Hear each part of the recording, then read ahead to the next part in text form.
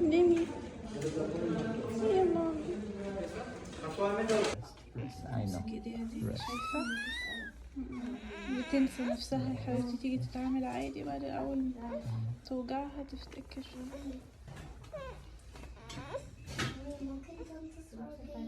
بصي ماسكة ايديها ازاي، هي الحتة اللي هي ماسكاها دي اللي انا متأكدة ان المشكلة فيها، انها بترفع ايديها عادي. اول سكة اول